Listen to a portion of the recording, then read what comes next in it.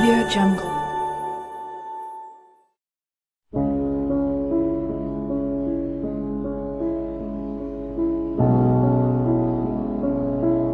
Hi all, another long-time lurker stepping out of the shadows here.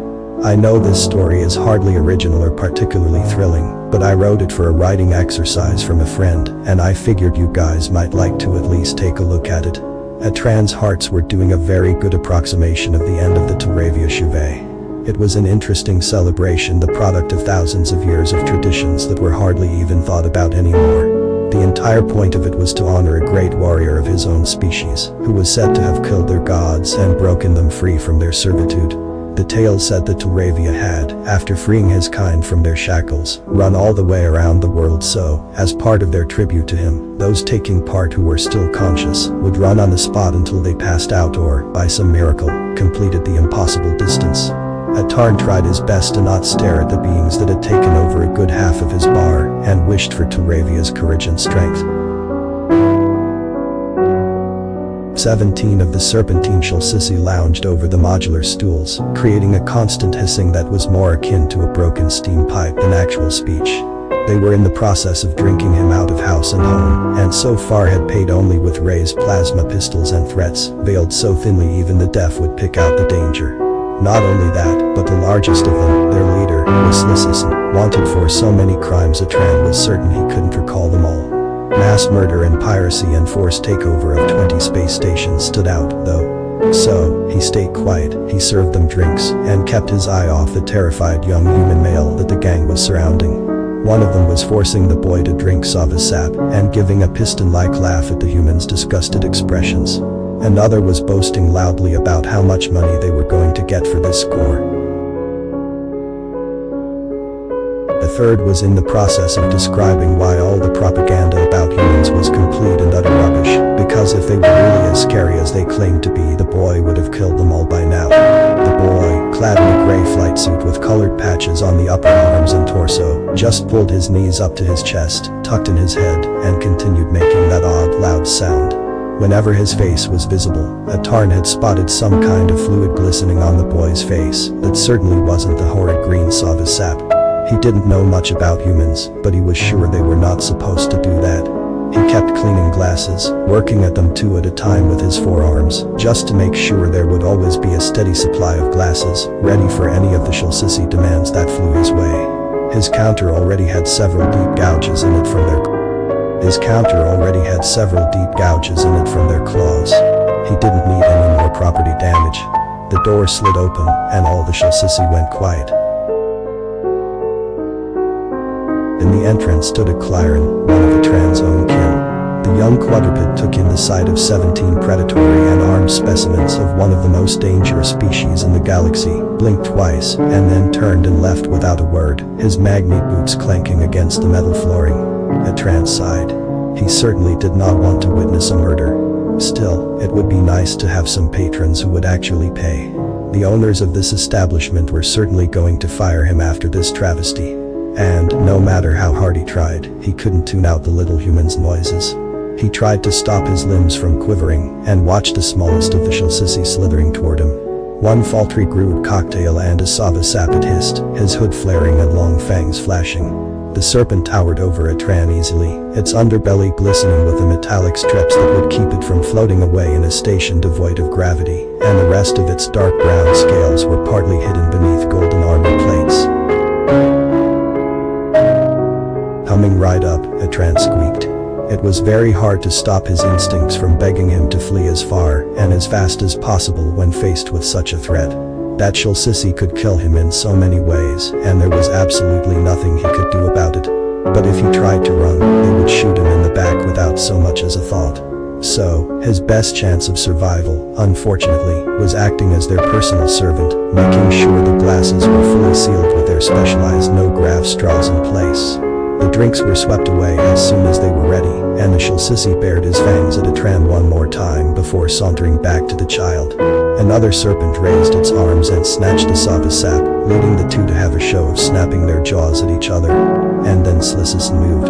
He didn't have armor, just the magnet strips over his underbelly, but he did have some kind of cylindrical weaponry strapped to each of his 2 arms. All he had to do was raise his head from where he was lounging and stare. The two fighting Shilsisi stopped instantly and slowly turned to look at their leader, before mumbling apologies and slinking downward to make themselves as small as they possibly could. A third Shilsisi took the sap and grabbed the child by its suit. "Drink up, human," it said, pushing the glass container at the boy's face. He started screaming. And then the serpent holding the child screeched. All the others stopped and watched its smoking arm, coupled with the sava sap, spin off into the air. The glass shattered when it bounced against a table, spilling its viscous content. "Next one hits your brain," an unfamiliar voice barked. "Now, hand over the boy and your weapons, and no one else needs to get hurt." Atran had no idea when the door opened, but now there was another being in the bar. Short and bipedal, it held a smoking pistol of some kind in one hand and a long sword in the other. Every inch of it was covered in gray armor, which appeared to be fairly thin and form-fitting, and its face was hidden behind a blank black visor. "Human," the largest Shilsisi spat, stopping the others in their tracks as they leveled weapons against the intruder. "You speak with bravado that you cannot support. Leave, or we will crack open your costume and feast on your bones." The human tilted its or her, if Atran was guessing right, head. "Not gonna surrender, then?" she asked. Now all the Shilsisi were laughing. Even the one missing its arm joined in, holding tight to the boy with its remaining limb. "You were one and a female. What hope could you have?" a voice snapped from the crowd. After a long pause, apparently waiting for the laughter to die down, the human looked upward.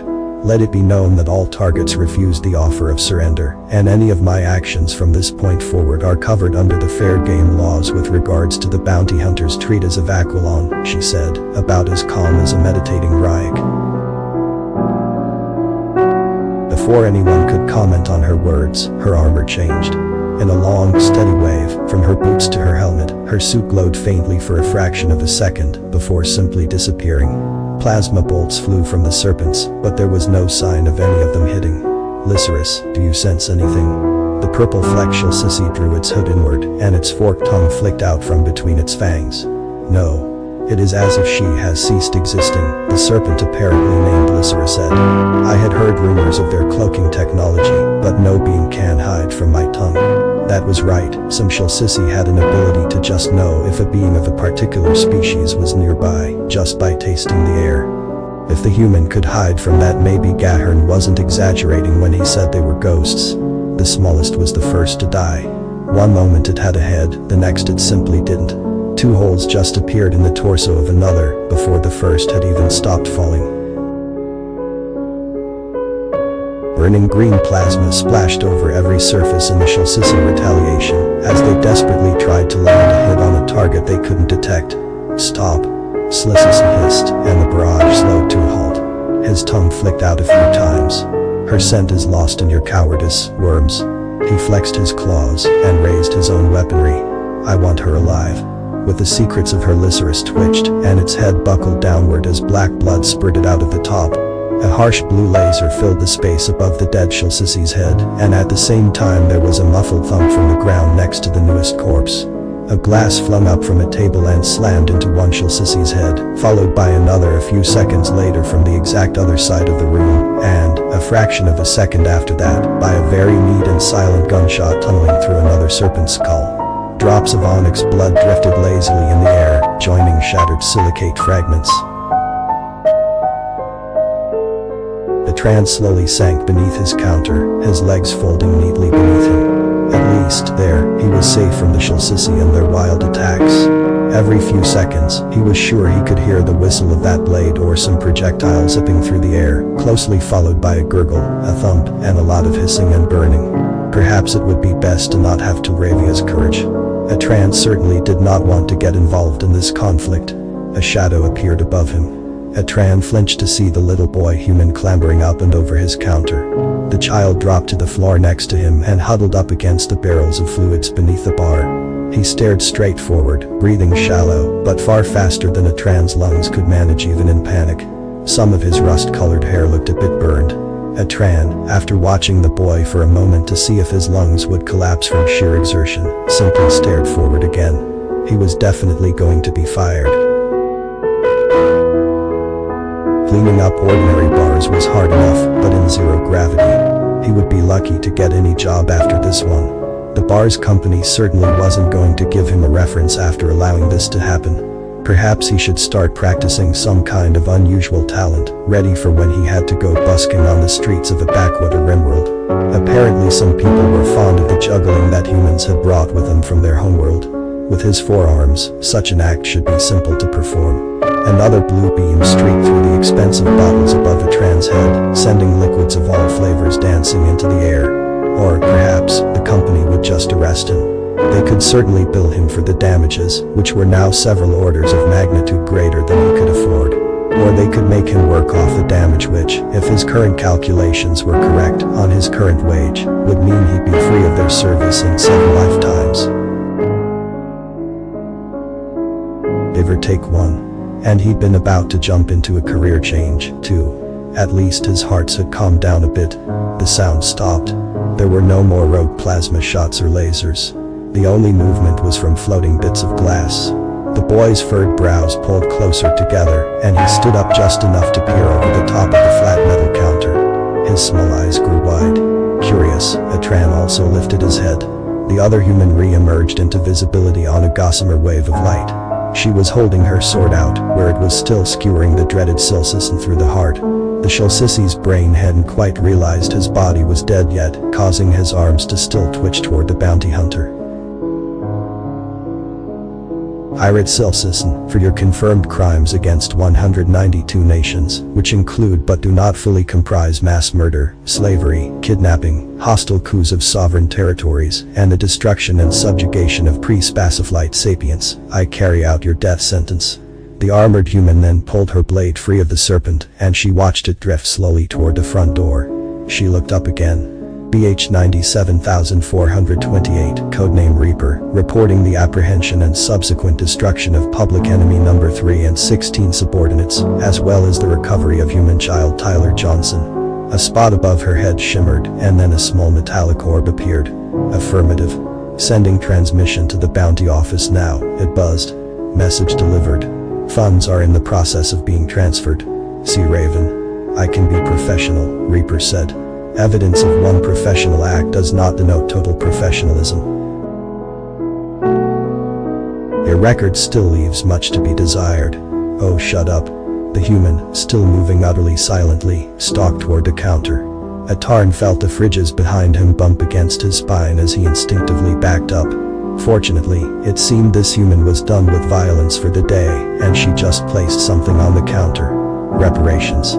Sorry about the mess, she said. Her visor turned to regard the boy. Come on, kid. Let's get you home. With one hand, Reaper helped the young boy to climb back over the counter. Atran watched them go, watched Tyler wave as he was let out of the door and out of his life. And then he turned to survey the damage. It was hard to find a surface that didn't have plasma damage, or long lines of black from those damned laser cannons Silsison was so fond of. Some of the tables had melted beyond recognition. So much glass was in the air it was probably a hazard to breathe, and who knew what was in the streaks of Shilsisi blood. The blinking light on the credit sheet the bounty hunter had left behind called Atran's attention. He tapped the button and read the holographic display. Then he read it again. That many zeros, it was enough to repair and clean the bar 3 times over. It was enough to have the company completely forget this incident ever happened. It was enough to retire on. A very thoughtful Atran picked up the chit, switched off its display, and carefully trod out of the bar. Perhaps he didn't need to learn to juggle after all.